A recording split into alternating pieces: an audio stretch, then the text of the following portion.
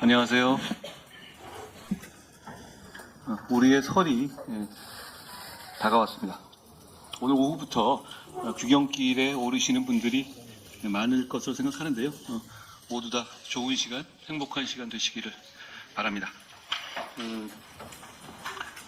이번 연휴에도 우리 동료 시민들의 안전과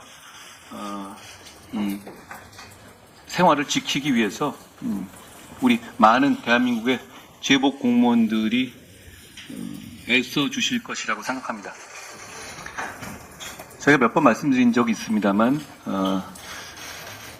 우리 정부 그리고 우리 당은 제복 공무원의 노고를 존중하고 그 처우를 개선해야 한다는 강한 생각을 가지고 있습니다.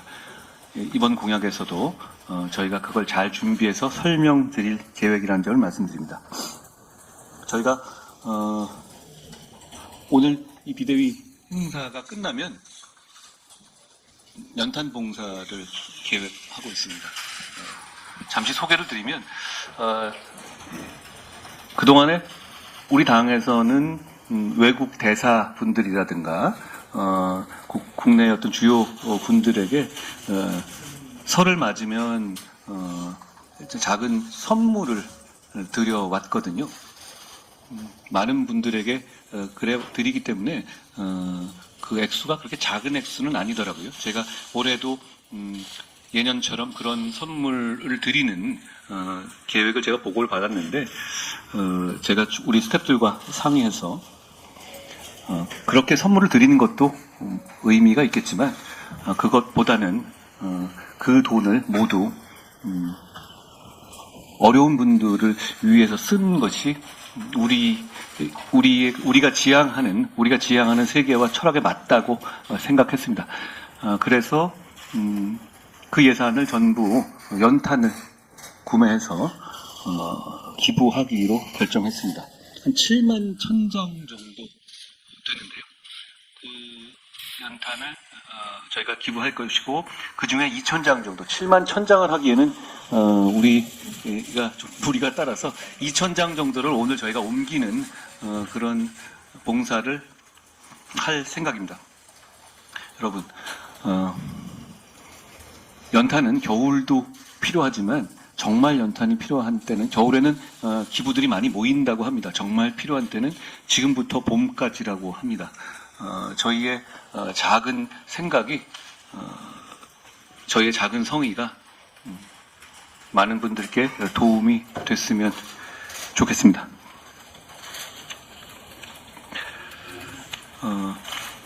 설을 맞아서 설이 지나게 되면 정말 총선 전국이 시작될 겁니다. 지금까지도 그래왔고 앞으로도 저희는 최선을 다할 것이라는 말씀을 드립니다. 오늘 제 말씀은 여기까지 하겠습니다.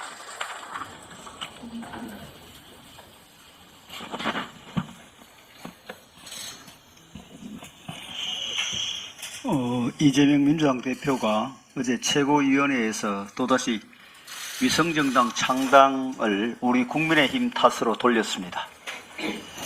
국민과의 약속을 어기고 위성정당을 창당할 수밖에 없었던 점은 유감이지만 이는 여당의 위성정당 창당에 대한 정당한 대응이라는 것입니다. 매일같이 계속되는 적반하장에 기가 막힐 지경입니다.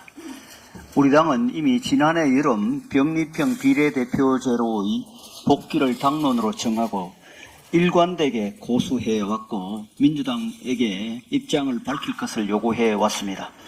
하지만 민주당은 병리평, 준연동형, 권역별 사이에서 왔다 갔다 하며 어떤 선거제도가 자기에게 유리할 것인지 계속 주판알만 튕겨왔습니다.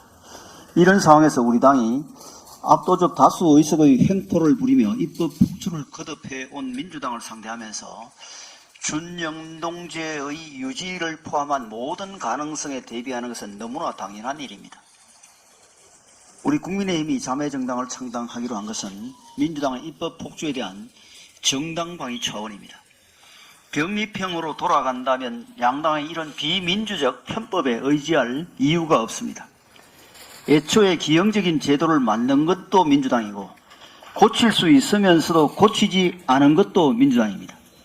반칙에 반칙을 거듭하며 위성정당 창당의 원인 제공자가 민주당인데 여당의 반칙에 대한 대응이라니 지나가는 소가 웃을 일입니다.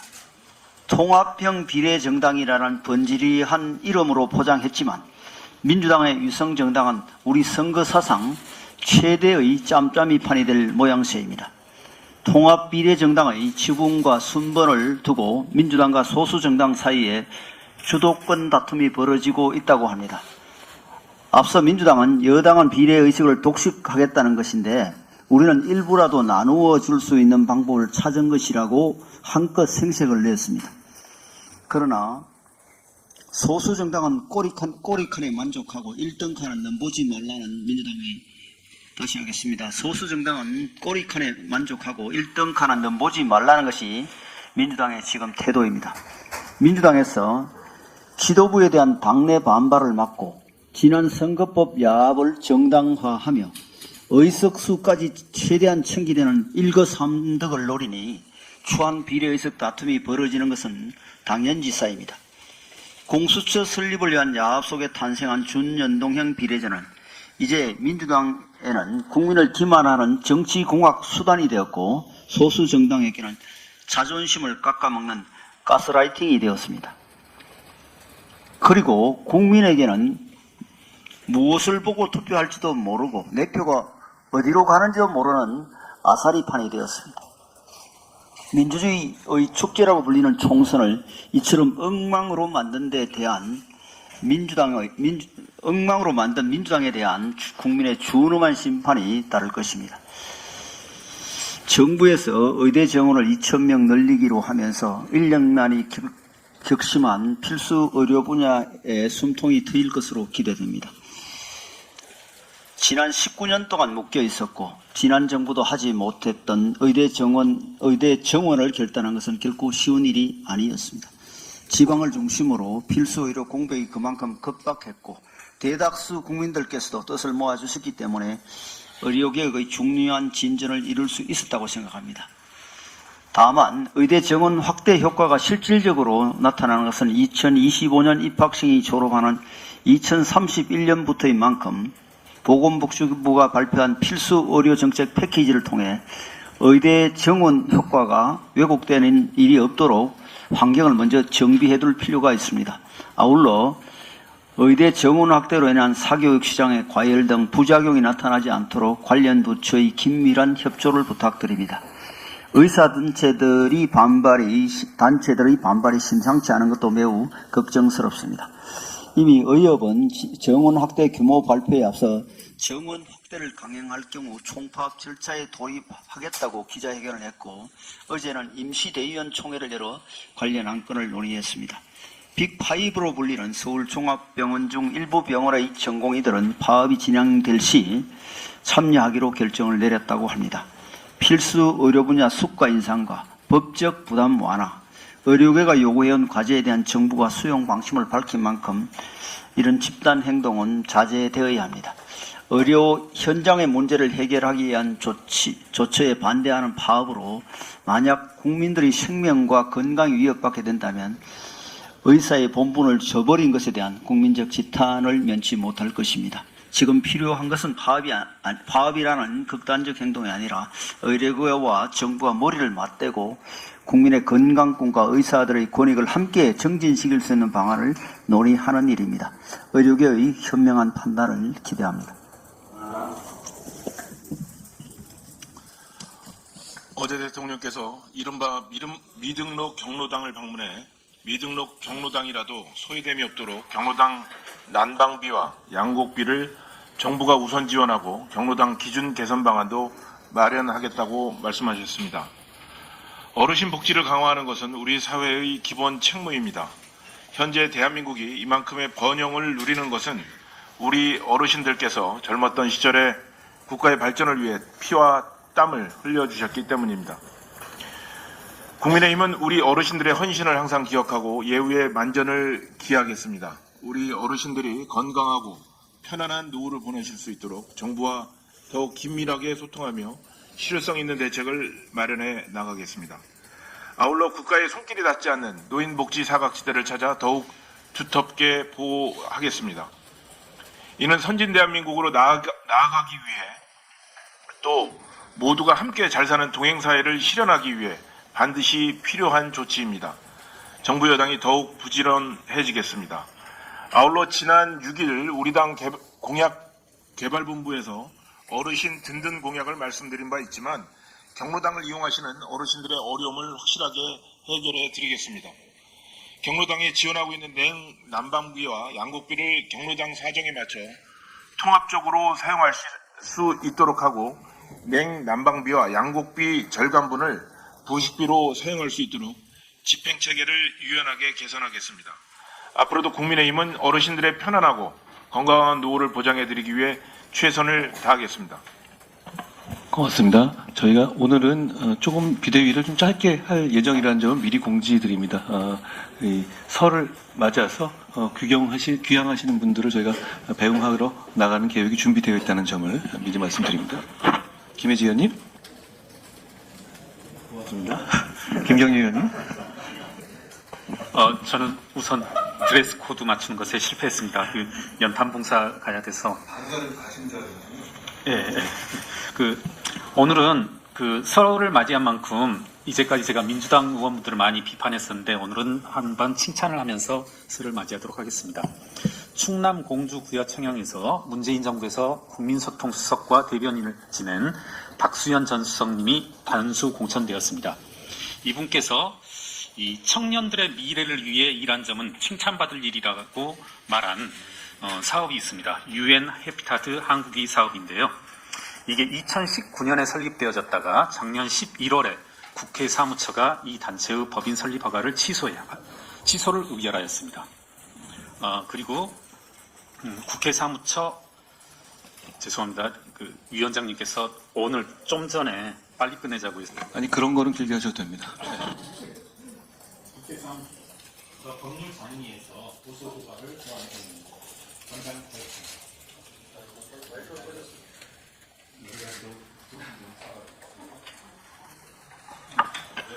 네, 됐습니다. 네, 죄송합니다. 언론 보도에 나왔습니다만은 저는 몇 가지 점을 좀 지적하고 싶습니다. 이곳에서 지난 4년 동안 44억 원을 모아서 여러 저희 당의 하태경 의원님, 그러니까 오늘은 또 저희 당 의원님을 또 비판해야 되겠는데 하태경 의원님 뭐라고 얘기했냐면 44억을 빨리 환수 조치해야 된다. 이렇게 말씀하셨지만 그건 잘못된 말씀입니다. 이미 44억은 다 써버렸습니다. 완전 자본주의 상태여서 법적으로 환수할 방법은 없습니다. 네. 그리고 저는 의문스러운 게 44억을 모았다고 하는데 두 가지 점을 좀 문제 제기하고 싶은데요. 2022년에 25억 원을 모금하였습니다. 앞으로도 계속 제가 민주당 관련해서 이와 같은 기부라든가 수익 금액을 좀 문제 제기를 하려고 하는데 항상 보면 어떤 특정한 포인트가 있는데 이거 선거 때가 있으면 꼭 이런 수입 혹은 지출이 대단히 높아진다는 점입니다. 대통령 선거가 있는 2022년에 25억 원을 모았고 2021년 말에 이 단체는 비영리 단체로서는 아주 드물게 4억 5,900만 원 완전 자본 잠식입니다. 그러니까 자산보다 빚이 더 많은 상태에서 일반적으로 이렇게 기부를 하지 않는데, 그리고 또 하나는 약 5억 원가량을 이거 은행에서 대출해 줄 리는 없는데 일반 사개인이 5억 원을 빌려줬고 이곳이 이미清산 절차에 돌입하면 이 5억 원은 도대체 뭐냐는 거죠. 저희들이 회계사들이 이제 많이 자문을 할 때 아버지가 아들한테 돈을 빌려주고 아들이 운영하는 회사에 돈을 빌려주고 못 받아버리면 결국 그건 무슨 효과입니까? 결국 뭐 증여 효과가 갖게 되는데 그런 의문을 하고요. 마지막으로 한 가지 점만 지적하면서 마무리하도록 하겠습니다. 이분이 44억 원을 모금해서 어디에 쓰셨냐면, 정확히 하자면 초대 이제 그 회장이 박수현 전 의원이신데요. 2022년에 공공의 도시란 사업으로 3억 2천만 원을 지출합니다. 이 3억 2천만 원의 사업지역이 충남 공주 부여 보령입니다. 2022년에 3억 5천만 원을 꿈나무 메타스쿨 사업에 지출합니다.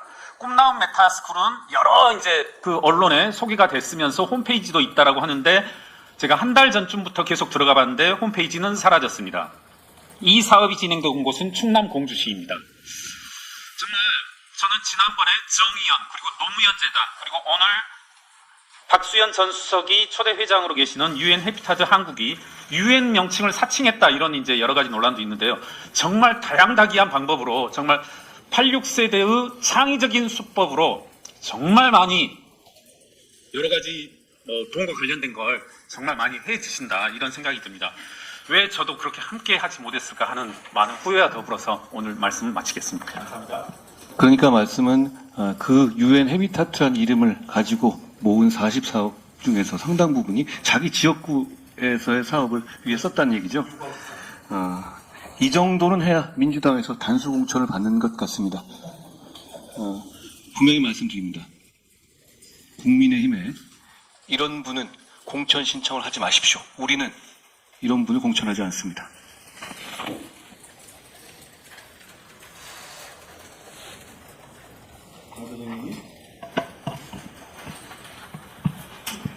네, 안녕하세요. 장서정입니다.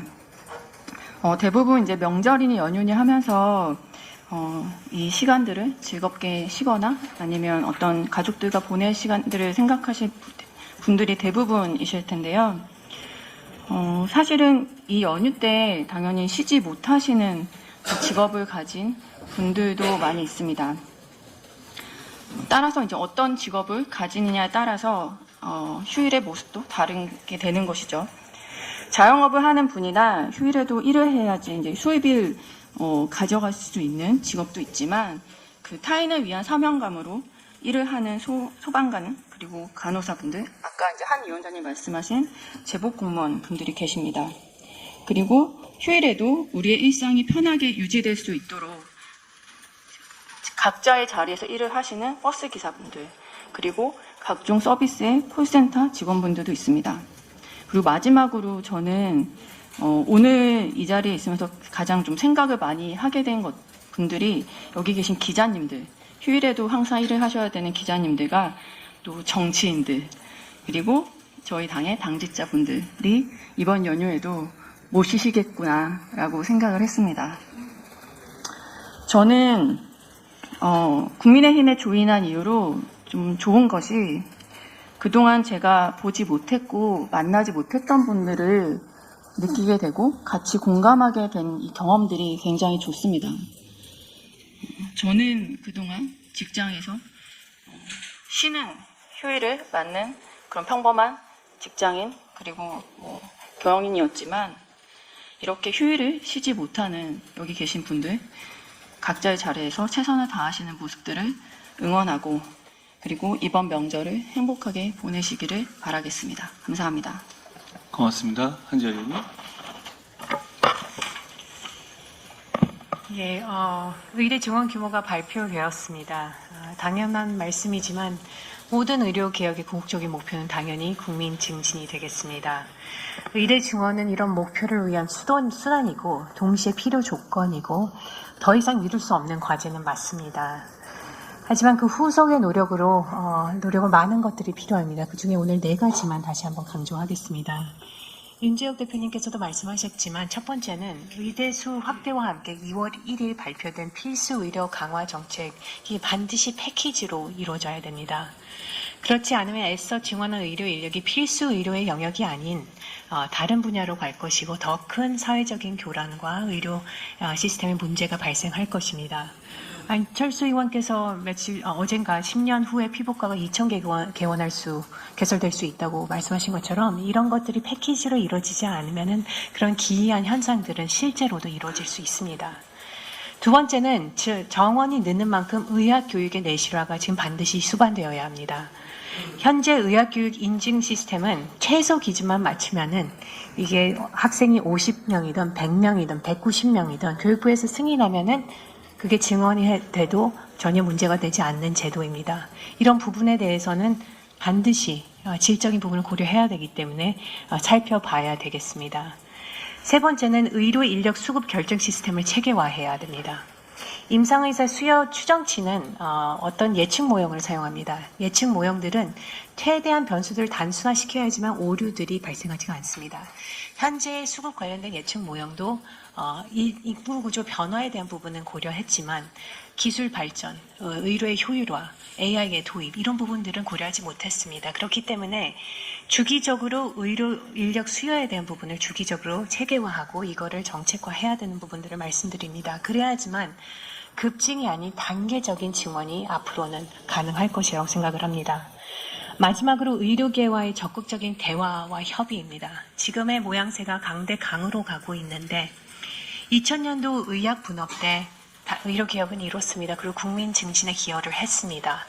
하지만 국민과 의사와 환자 사이 그 불신과 그 깊은 골은 아직까지도 문제가 되고 있고 남아서 부작용으로 작용하고 있습니다. 그래서 이런 부분들에 대해서 서로 협력하고 우리가 목표로 하는 국민 증진에 대한 부분들을 의료계, 의학을 하는 학교들 그리고 정부도 마찬가지로 좀 했으면 좋겠다는 생각을 드립니다. 의료는 시행착오가 가능한 분야가 아닙니다. 의사가 환자를 볼 때, 개인을 볼 때도 시행착오가 허용되지 않지만 정책도 시행착오가 있어서는 안 되는 분야라는 걸 다시 한번 강조드립니다.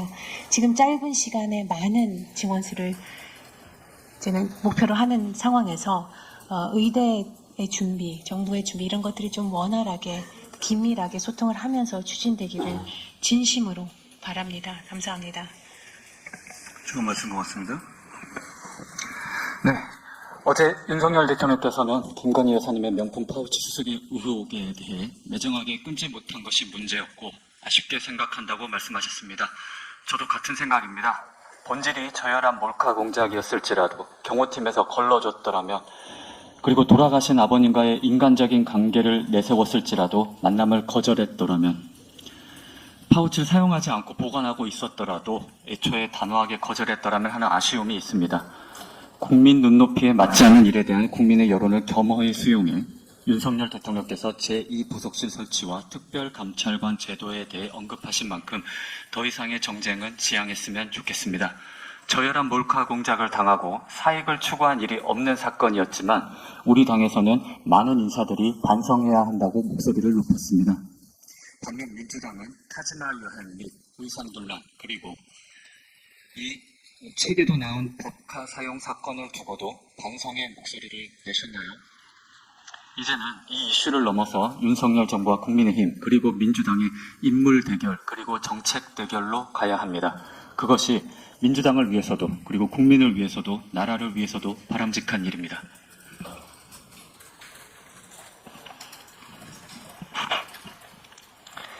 국민 여러분 새해 복 많이 받으십시오. 이번 토요일은 민족 대명절인 설입니다.